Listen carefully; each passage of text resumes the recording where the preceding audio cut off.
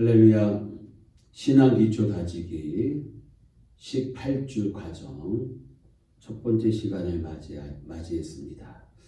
오늘부터 18주 동안 교회를 다니면서 미처 몰랐던 주제들을 다루면서 우리의 신앙의 기초를 다지고 믿음의 반석 위에 서서 하나님 나라의 훌륭한 믿음의 일꾼으로 또 섬기며 또 세워지는 은혜가 있기를 바랍니다. 잠시 기도하겠습니다. 교회를 다니면서 많은 것이 부족하고 연약합니다. 이번 강의를 통해서 우리의 신앙에 질서가 있고 규모가 있고 또 하나 되어 주의 일을 감당하는 우리 모두가 될 수 있도록 도와주옵소서. 예수님 이름으로 기도드리옵나이다. 아멘. 우리가 신앙생활하면서 교회를 다니면서 참 모르는 주제들이 많이 있습니다. 예배가 뭐야? 기도는 어떻게 해? 찬송가는 왜 불러? 헌금 너무 강요하는 거 아니야? 등등. 또 교회가 어떤 곳인지 조차 모르는 분들도 보게 됩니다. 많은 것에 있어서 우리가 바른 개념 정리가 되어 있지 못해서 더 깊이 우리의 신앙이 깊어질 수 있는데 더 넓어질 수 있는데 그러하지 못한 경우들을 우리는 보게 됩니다. 따라서 18주 과정을 통해서 이러한 궁금증 또 우리의 얕은 지식들을 더 깊이 넓게 폭넓게 알아가는 시간이 되었으면 좋겠고요. 18주 과정을 통해서 이게 전부 아주 정말 광범위하게 할 수는 없지만 이 정도는 알아야 되지 않을까 하는 수준으로 우리가 함께 주제에 대해서 살펴보고자 합니다. 오늘은 첫 번째 시간으로 여러분 예배는 어떻게 드려야 하나요? 입니다. 여러분 예배 처음에 교회 와서 예배 드리는데 너무 뻘쭘하셨죠. 낯선 사람들이 모여서 열광적으로 기도하고 열광적으로 찬양하고 이제까지 보지 못했던 모습들을 교회에 와서 느낀 분들이 한두 명이 아닐 것입니다.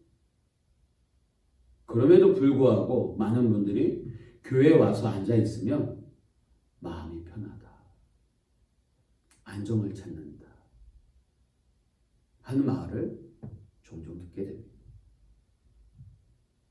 그렇다면 우리가 예배를 드리는 이유는 단지 불안했던 나의 삶 속에 안정을 찾기 위해, 평안을 찾기 위해 예배 드리는 것은 결코 아닐 것입니다. 그것은 예배의 선물인 거예요. 예배의 선물. 본질적인 예배의 그 의미, 예배의 정의에 대해서 우리는 분명히 알아야 하는 것입니다. 먼저 예배는 하나님을 경배하는 예식입니다. 그래서 요한복음 4장 24절에 보면 하나님은 영이시니 하나님을 예배하는 자는 영이신 하나님께 영과 진리로 예배할지니라 명령하고 있습니다. 예배란 프로스퀴네오라는 헬러 단어를 쓰는데요. 이 개념은 존경을 나타내다. 여러분 최상의 가치를 돌리다. 이것이 프로스퀴네오 예배의 의미입니다. 즉 하나님께 존경을 나타내는 경건과 의식을 뜻하고 최상의 가치를 하나님께 돌리는 것. 최상의 가치예요. 그저 그럭저럭 드리는 시간이 아니다라는 겁니다. 되는 대로, 있는 대로 아니요. 예배는 최상의 가치를 하나님께 드리는 거예요.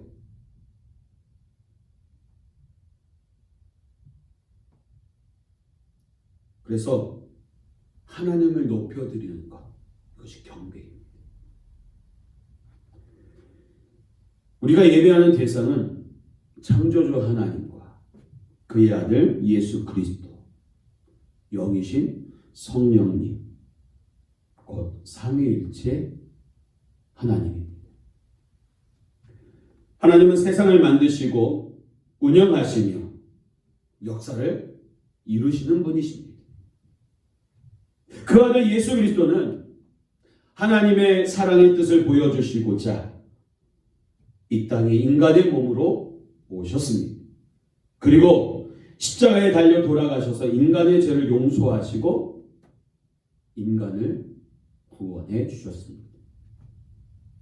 성령님은요, 지금 여기에 계셔서 우리 안에 계셔서 우리에게 예수님을 믿게 하시고 하나님의 말씀에 감동할 수 있도록 도우시는 분이 성령님이십니다. 예배드리는 것은 바로 이런 하나님을 경배하는 것입니다. 높이는 것입니다.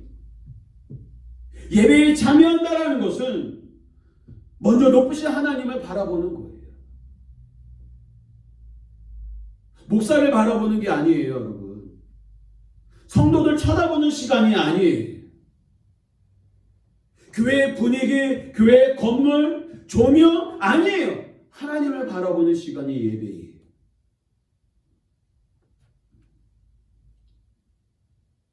하나님은 우리와 같지 않습니다. 요한복음 4장 24절에 있는 것처럼 하나님은 영이시기에 우리와 같지 않습니다. 그분은 우리를 지으신 분이시고 세상을 다스리시는 분이십니다. 나의 작은 생각을 뛰어넘으시고 나의 존재를 뛰어넘으시는 분이십니다. 그분은 이 세상의 주인이시고 이 우주의 주인이시며 만물의 주인이십니다. 주인된 우리를 사랑하셔서 버려두지 않으시고 찾아와 우리를 구원하신 분, 그분이 하나님이십니다. 그 높으신 분을 만나는 시간이 바로 예배입니다. 그리고 그분을 높여드리는 것이 예배인 것입니다. 예배는 침묵 시간이 아니에요. 세상에 있는 동호회들, 자전거 동호회, 등산 동호회, 등등등등, 이 동호회 모임이 결코 아니에요. 침묵을 다지고 우정을 다지고 교제하는 시간이 아니에요. 우선 하나님을 예배하는 거예요. 우선 하나님을 만나는 시간이 바로 이 예배가 되어야 한다는 사실입니다.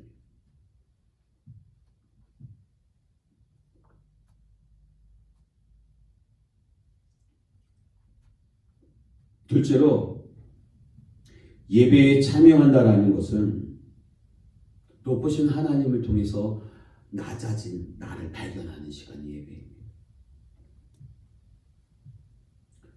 그 높으신 하나님을 발견하고 바라보게 되면 초라한 나를 바라보게 됩니다. 죄인된 나를 바라보게 됩니다. 더러운 나를 발견하게 됩니다. 그것이 인간의 참 모습입니다. 우리는 세상에 나가면 나 잘난 맛에 삽니다. 내가 하고 싶은 것을 하고 내 생각대로 삽니다. 그런데 예배 시간에는 바로 그러한 모습을 죽이는 시간입니다. 벗어버리는 시간입니다. 높으신 하나님을 바라보며 그의 영광 가운데 자신을 발견하는 것입니다. 내 뜻이 아니라 하나님의 뜻을 발견하기 위해서 노력하는 시간, 그것이 예배 시간이에요. 내 계획을 주장하고 내 욕심을 성취하기 위해 하나님을 찾고 만나는 시간이 결코 아니다라는 사실입니다. 내 뜻이 아닌, 내 계획이 아닌 하나님의 뜻을 찾고 하나님의 섭리와 그 계획대로 나를 사용해 달라고 고백하고 그리고 소원하며 나를 드리는 시간이 바로 예배 시간인 것입니다. 이런 예배에 참여하는 태도를 통해서 높으신 하나님을 바라보고 낮아진 나를 발견하게 되는 것입니다. 낮은 자세로, 죄인된 자세로 영광된 하나님을 바라보고 그를 높이며 찬양을 돌리는 것이 바로 예배인 것입니다. 그렇다면 다른 종교에서 지내는 제사, 예배하고는 어떤 점이 다른가 하는 것입니다. 다른 종교에서는 섬기는 대상의 모양이 있습니다. 불교 같은 경우는 불상을 두고 경배합니다. 우리 민간 신앙도 대개가 선앙당이나 귀신 같은 그림이나 모양이 있습니다. 아니면 나무나 오래된 크고 위험 있는 돌 등 신령하다는 대상에게 절을 하고 소원을 빕니다. 또 다른 경우는 사람을 경배하는 종교도 있습니다. 어떤 사람이 신처럼 우상이 된 것입니다. 자신에게 절하라고 하고 자신의 말을 지키라고 명령하고 그 뜻을 마음에 새기라고 강요합니다. 어떤 종교 지도자는 자신의 말을 받아쓰고 외우라고 합니다. 살아있는 사람이 우상이 되는 것입니다. 오늘 한국교회의 이단들의 특징이 이와 같지 않습니까? 그러나 기독교 예배는 모양을 가진 형상에게 경배하지 않고 눈에 보이지 않는 영이신 하나님을 경배합니다. 이것을 어려운 말로 임재라고 합니다. 임재. 하나님께서 우리와 함께 계신다라는 뜻이죠. 이 하나님의 임재를 경험하는 시간이 바로 예배 시간입니다. 여러분들이 이 예배를 통하여서 하나님 앞에 나와 우리가 예배할 때 뭘 느끼셔야 하느냐 하면 하나님의 임재를 느끼셔야 돼요.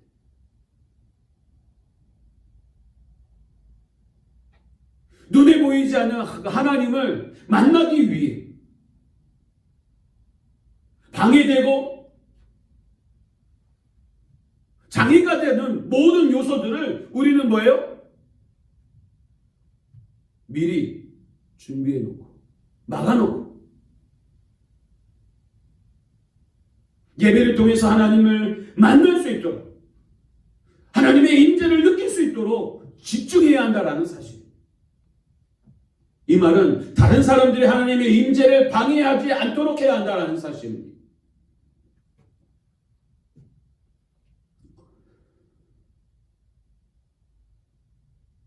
또 다른 제사와 다른 점은 모두가 함께 한다라는 것입니다. 모두가 함께 참여해요. 다른 종교에서는 사람들을 대표하는 사람들이 있습니다. 그들이 사람들을 대신해서 신에게 소원을 빌어주기도 하고 신의 뜻을 전하기도 합니다. 사람들은 제물만을 드리고 실제로 그 제사에 참여하지는 않습니다. 그러나 기독교 예배는 사회를 보는 사람이 따로 있지만 모든 사람들이 하나님을 찬양하고 모든 사람들이 기도하고 모든 사람들이 말씀을 듣고 말씀을 나눈다라는 사실. 이게 달라요.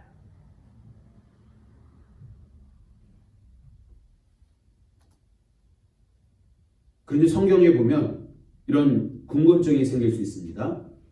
제사장이 있지 않습니까? 라는 거예요. 그렇죠. 구약 성경에 보면 제사장이 있었습니다. 그들은 하나님께서 정해주신 대로 제사를 드리고 제물을 드렸습니다. 이스라엘 백성들을 대신해서. 보통 짐승을 하나님께 드리는데 양이나 소, 비둘기를 드려졌습니다. 곡식을 태워서 하나님께 드리기도 했습니다. 아침 소제죠. 이런 제물을 드릴 때 제물을 제사장들에게 전달하고 사람들은 성전 바깥에서 기다려야 했습니다. 성소에는 제사장만 들어갈 수 있었습니다. 그리고 1년에 한 번 대제사장만이 성전의 지극히 거룩한 장소인 하나님의 법궤가 있는 지성소에 들어가 하나님을 만나고 하나님의 말씀을 백성들에게 전해 주었습니다. 그런데요, 2000년 전 예수님께서 이 땅에 오시면서 이런 관계가 깨어졌습니다. 하나님의 아들인 예수 그리스도께서 자신을 제물로 드린 것입니다. 구약 시대 때 사람들이 죄를 지을 때마다 하나님께 소나 양, 비둘기를 드려서 자신의 죄를 씻었어요. 용서받았어요. 자기의 죄를 지을 때마다 죽을 수가 없어서 짐승을 대신 죽게 한 것입니다. 그런데 예수님께서 우리의 죄를 대신해서 십자가에 달려 돌아가셨습니다. 우리가 죽어야 할 죄를 위해서 예수님이 대신 돌아가신 것입니다. 놀라운 것은 예수님이 대제사장이 되어서 하나님께 제사를 드렸다라는 것. 그 자신을 제물로 드렸다라는 것입니다.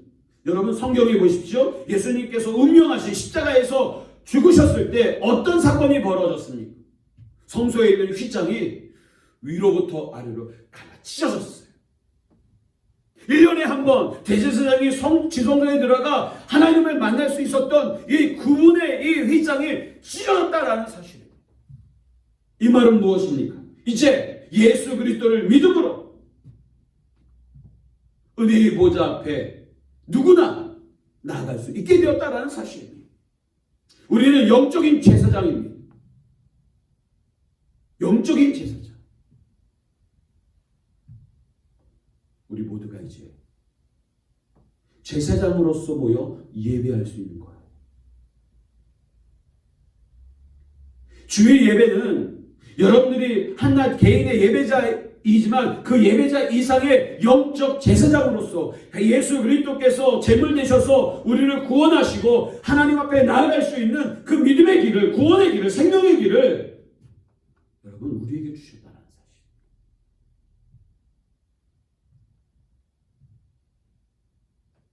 따라서 우리가 직접 하나님을 찬양하고 경배할 수 있게 되었습니다. 예수님의 십자가 공로로 우리가 하나님의 말씀을 매주 들을 수 있게 된 것입니다.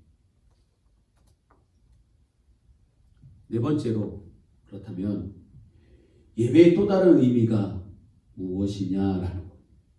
예배는 하나님을 경배하는 거예요. 최고의 가치를 하나님께 드리는 거예요. 하나님의 임재를 느끼고 내 뜻이 아닌 하나님의 뜻 구하는 시간. 하나님을 높이는 가운데 나의 비천함과 죄인됨과 나의 허물 많음을 느끼는 시간 외에 또 다른 의미가 있어요. 그것은 바로 뭐냐? 우리가 함께 하나님의 은혜를 기억하고 나누는 것이 예배입니다. 하나님의 백성인 이스라엘 사람들은 과거 하나님께서 자신들에게 하셨던 일들을 기억하며 살았습니다. 그들은 끊임없이 하나님께서 자신들을 이집트 땅에서 어떻게 구원하셨는지 기억합니다. 10가지 재앙을 통해서 이집트 왕 바로의 마음을 돌려놓았던 일, 홍해 바다를 갈라서 이스라엘 백성들이 맨발로 그 바다를 건너게 했던 일, 광야길을 갈 때에 하나님께서 그들을 구원하신 일 등을 기억했습니다. 예배는 바로 이런 전통을 따라서 하나님께서 우리와 함께 하신 일을 기억하는 것이 예배입니다. 우리의 삶 가운데 우리와 함께 하신 이 놀라운 은혜를 기억하며 하나님을 최고의 가치로 경배할 수 있는 거죠.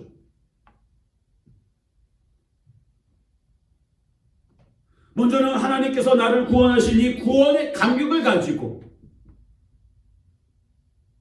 매일 삶 속에서 나의 걸음을 인도하시고 지키시며 돌보시며 고치시고 문제를 해결하시며 피할 길을 주신 시험을 이기게 하신 하나님의 은혜를 기억하며 드리는 시간이 예배인 것입니다.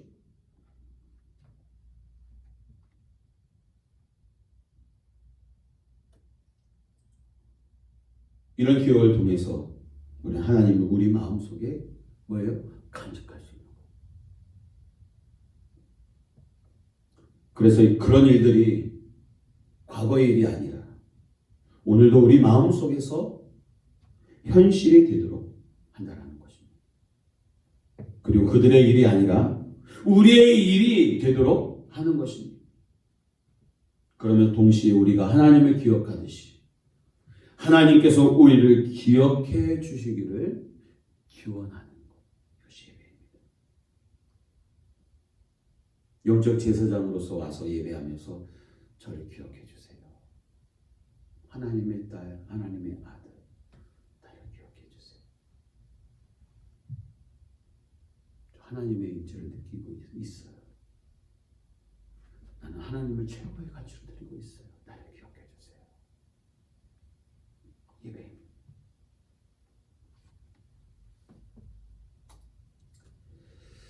코로나19로 인해서 대두되었던 대면 예배, 비대면 예배의 문제입니다. 성경은 뭐라고 이야기하느냐? 꼭 모여서 예배를 드려야 하느냐? 말아야 하느냐? 하는 것입니다. 사도행전 2장 46절부터 47절 말씀을 보면 초대교회의 성도들의 모습이요, 날마다 마음을 같이하여 성전에 모이기를 힘쓰고, 성전에 모이기를 힘썼다라고 이야기하고 있어요. 날마다 마음을 같이. 또 하나 볼까요? 히브리서 10장 24절부터 25절에 보면 서로 돌아보아 사랑과 선행을 격려하며 모이기를 폐하는 어떤 사람들의 습관을 같이 하지 말고 오직 권하여 그날 예수의 재림의 날이 가까움을 볼수록 더욱 그리하지. 예수께서 다시 오실 그 날이 가까이 오고 있는데 우리 힘써 모이잖아요. 왜요? 서로 돌아보고 사랑과 선행을 격려하기 위해. 그 날이 가까이 오는데 그 날에 예수님을 맞이할 합당한 자로 살기 위해 모이기를 힘쓰라는 거예요.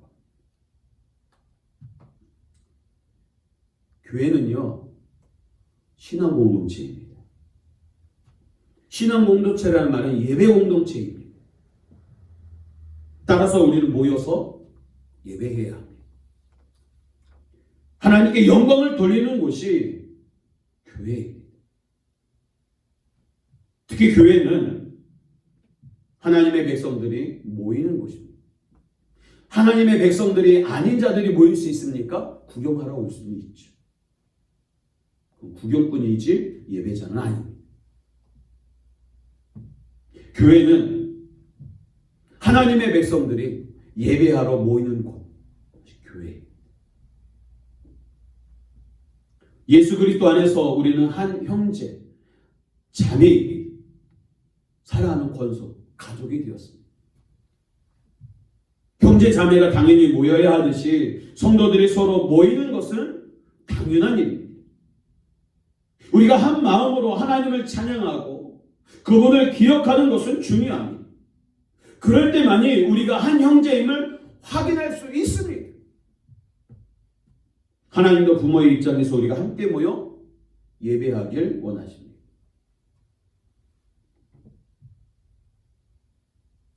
요즘 따로 혼자 신앙생활하는 사람들이 생기고 있습니다. 가난한 교인들이라고 일명 부릅니다. 즉 예수는 좋은데 교회는 싫어. 안 나가 성도들, 안 나가 신자들이 늘어나고 있다는 것입니다. 그러면서 이런 생각을 해요. 신앙만 있으면 된다 라고 생각합니다. 다른 사람이 어떻게 하든 나는 내 식대로 믿겠다라고 하는 생각인데요. 히브리서 10장 24절 25절 말씀에 위배되고요. 또 이러한 식은 어떻게 되느냐 하면 하나님께서 원하시는 것은 공동체인데 그 공동체를 거부하는 행위가 되는 것입니다. 믿음의 공동체를 통해서 하나님께서 부으시는 은혜가 있습니다. 그래서 교회가 수천 년 동안 존재할 수 있었어요. 가진 핍박과 시련 앞에, 고난 앞에, 순교 앞에로 공동체가 있었기에 교회가 존재할 수 있었다라는 사실. 그리고 우리의 믿음이 맞는지 확인해야 합니다. 내가 정말 하나님을 제대로 믿고 있는지, 하나님의 말씀을 제대로 깨닫고 있는지, 바른 신앙인지 여러분 확인해야 합니다. 어디를 통해서? 예배 공동체를 통해서. 우리의 믿음도 지도를 받지 않으면 같은 성경을 가지고 엉뚱한 기독교를 믿기도 한다라는 사실. 경계해야 돼요. 왜 2단, 3단, 4단에 빠집니까? 지도를 받지 못하니까. 그래서 우리는 뭐 해야 되느냐? 정해진 날에 모두 모여서 예배를 드리고 말씀을 들어야 하는 거예요. 코로나19 시대 가운데 우리는 모일 수 없었어요. 안타까운 특수한 상황이죠. 그럼에도 불구하고 우리는 온라인 예배를 드릴 수 있고 또 가정에서 가정교회를 세울 수 있었다라는 사실입니다. 그리고 세워야 하고요. 코로나가 영원히 지속되겠습니다. 치료제와 백신이 개발되면 이제 어느 정도 일상이 회복될 것입니다.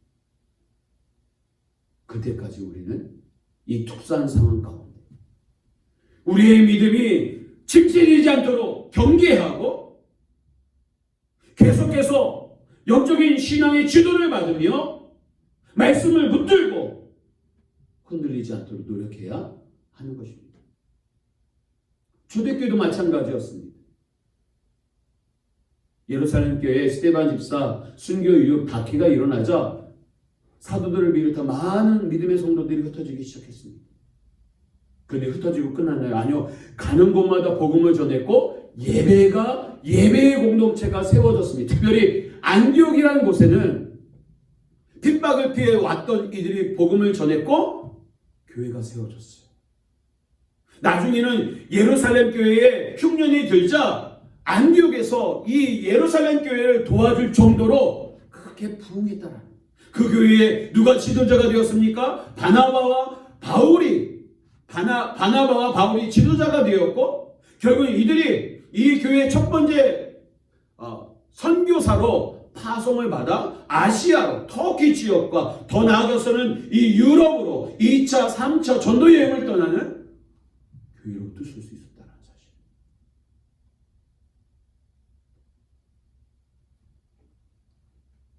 모여야 돼요. 모여야.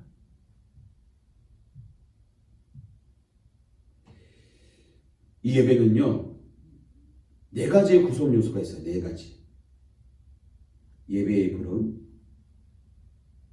그 다음에 말씀 예전, 성찬 예전, 파송 예전이 있습니다. 우리가 예배를 드리면서 이런 구분을 느끼지 못하지만 엄연히 예배에는 순서가 있어요. 정해진 규칙이 있다라는 거죠. 첫째는 예배의 부름입니다. 예배의 부름은 예배에 들어가며 우리 마음을 모으고 그리고 하나님을 부르며 그를 찬양하는 순서입니다. 이 시간에 특히 영광송을 부르게 되는데요. 이것을 송영이라고 부르죠. 이 시간 특히 삼위일체 하나님을 높여드리는 찬양을 합니다. 예배에서 가장 웅장한 찬양입니다. 보통 찬송가, 우리가 첫째 주에는 1장, 둘째 주에는 2장, 셋째 주에는 3장, 넷째 주에는 사장을 부르는 이 찬양들이 바로 송영, 영광송에 해당됩니다. 그리고 뭐합니까? 교동문을 읽습니다. 찬송에 곡조가 없던 시절, 즉 음악이 발달하기 전 구약시대에는 운율을 갖춰 시편을 읽던 전통을 오늘날 한국교회가 있는 것입니다. 시편은 현재 성경에 150편이 수록되어 있습니다. 시의 형태를 가지고 있는데 이것은 과거 음악이 없던 시절 노래처럼 불려졌던 것들입니다. 즉 옛날 찬송가라고 이해하면 될 것 같습니다. 이 전통대로 오늘의 예배 시간 때 시편을 교독, 번갈아 읽는 거예요. 둘째 부분, 말씀의 전이에요. 말씀을 봉독하고 또 성가대의 찬양이 있고 말씀 선포, 설교가 있는 시간, 말씀 예전입니다. 옛날 인쇄설이 발달하기 전에는 사람들이 성경을 가질 수가 없었습니다. 물론 글을 읽는 사람도 드물었고요. 성경 봉독 시간이 가장 중요한 순서였습니다. 하나님의 말씀인 성경을 접할 수 있는 유일한 시간이었기 때문입니다. 그리고 그 말씀의 뜻을 새겨주고 오늘 우리가 그 말씀을 가지고 어떻게 살아야 할지 목사님이 설명해 주는 설교 시간, 바로 말씀 예절 시간이 있습니다. 세 번째, 성찬 예절입니다. 말대로 이때 성찬식이 거행됩니다. 성찬식은 예수님께서 잡히시기 전날 밤에 제자들을 모아놓고 나누셨던 마지막 식사를 기념하는 것입니다. 이때 전통에 따라서 빵과 포도주를 나누게 되는데 빵은 예수님의 살, 포도주는 예수님의 피를 상징합니다. 우리는 성찬식을 통해 우리를 위해 살이 찢기시고 피를 흘리신 예수님을 기억하고 기념합니다. 기억해요. 기념하고. 그런데요, 종교개혁이 있기 전에는 매주 예배 때마다 성찬식이 거행되곤 했습니다. 그런데 성찬식이 점점 신비적으로 변해갔어요. 예배를 인도하는 신부가 이 빵과 포도주를 들고 기도하면 성찬식 때 나눠주는 포도주가 실제로 예수님의 피로 변하고 빵이 예수님의 살로 변한다고 생각한 것입니다. 그래서 종교개혁 때 그런 폐단 때문에 횟수를 좀 줄였어요. 오늘 한국교회, 개신교회에서는 1년에 몇 번 거행되는데요. 우리 교회도 분기별, 전길 때 이제 성찬식을 거행하고 있는데 성찬식의 원래적인 의미를 살려서 더 자주 시행해야 되지 않을까라는 생각을 해보게 됩니다. 마지막, 파송 예전입니다.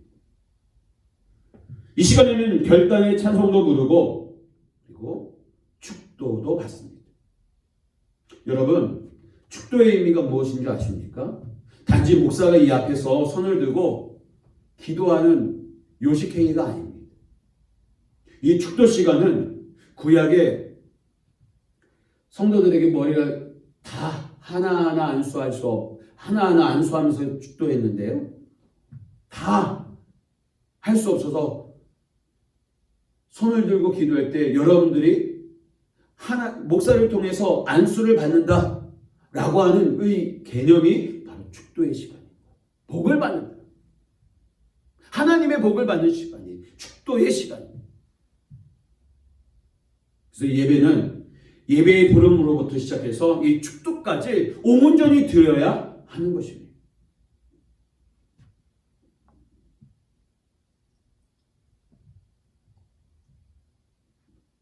여러분, 예배는 모이는 것이 중요한 것이 아니라 하나님의 백성으로서 예배를 통해 얻은 은혜를 가지고 세상으로 나가는 것이 더 중요합니다. 축도를 받고 세상을 나가서 뭐 하는 거예요? 말씀을 듣고 결단한 사람들의 모습을 보여주어야 하는 거예요. 그래서 마지막 끝부분이 아주 중요합니다. 주일날 예배를 드리고 설교를 하고 찬양한 후에 함께 통성 기도하는 이유가 여기에 있습니다. 한 주간의 삶, 말씀대로 살겠습니다. 세상에서 하나님의 살아계심을 증거하는 자로 살겠습니다. 안디옥 교회가 세상으로부터 그리스도인 예술쟁이라는 이야기를 들었던 것처럼 나의 모습을 통해서 바로 말씀대로 살아가는 나의 모습을 통해 너 정말 신실한 그리스도인이구나 라고 하는 소리를 들을 수 있도록 여러분 결단해야 하는 거예요. 살아가야 하는 거예요. 그래서 파송의 시간이 아주 중요해요.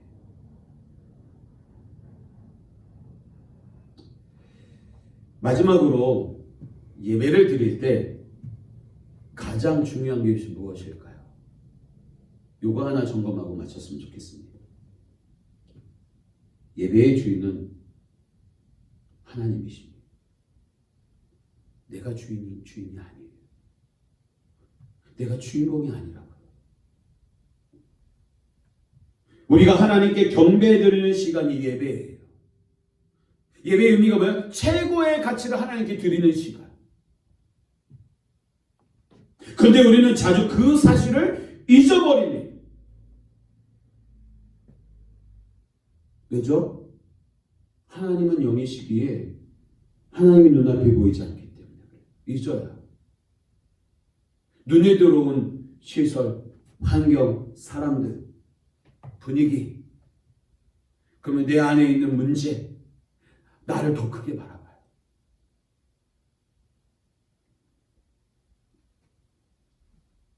그러다 보니 뭐예요? 예배 시간이 지루하게 느껴져요. 우리는 보통 예배 시간이 재밌으면 좋겠다고 생각하는데요. 엄밀히 따지면 그건 인간 중심적인 생각입니다.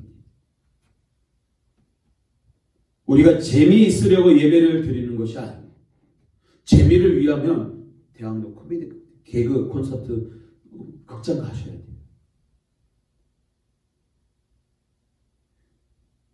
희열을 느낀다면 내가 좋아하는 스포츠를 보면서 현장에서 그 생생한 그 현장을 보시면 돼요.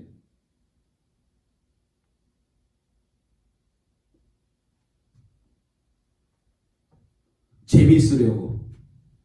아니에요. 나의 재미가 우선이 아니에요. 하나님이 하나님 되시도록 나는 죽고 예수로 사는 모습으로 예수를 높이는 삶으로 드려지는 시간이 바로 예배 시간입니다. 그래서 여러분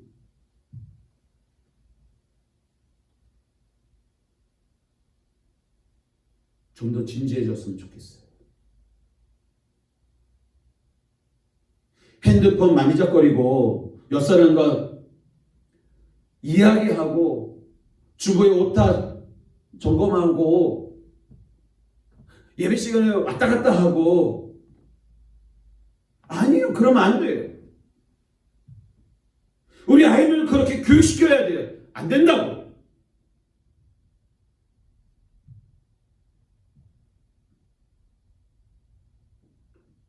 그리고 좀 더 겸손한 자세로 성도들이 예배에 임하면 좋겠습니다.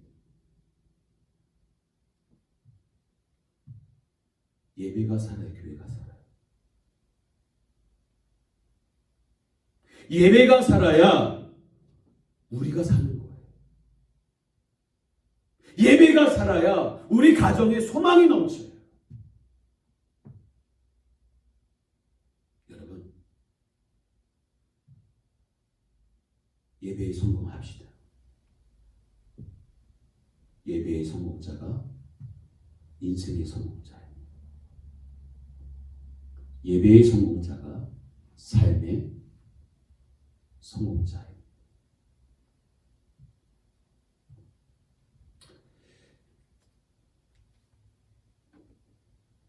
여러분은 이 댓글에다가 이 질문에 대해서 여러분들의 느꼈던 점들, 각오사항들을 댓글로 남겨주셨으면 좋겠어요. 내가 처음 경험했던 예배는 어떠했는지, 나는 지금 어떤 예배를 드리고 있는지 여러분 이렇게 보시기 바라고요. 마지막으로 진정한 예배를 위해서 내가 준비해야 할 것들은 무엇인지 여러분 함께 나눴으면 좋겠습니다. 댓글로 여러분들이 느낀 말, 또 여러분들이 느꼈던 것들, 결단한 사항들을 여러분들이 나눠주셨으면 좋겠습니다. 기도하겠습니다. 하나님, 신앙 기초다지기 첫 번째 시간에 마쳤습니다. 하나님이 찾으신 예배자로 좀 더 진지하게, 좀 더 겸손하게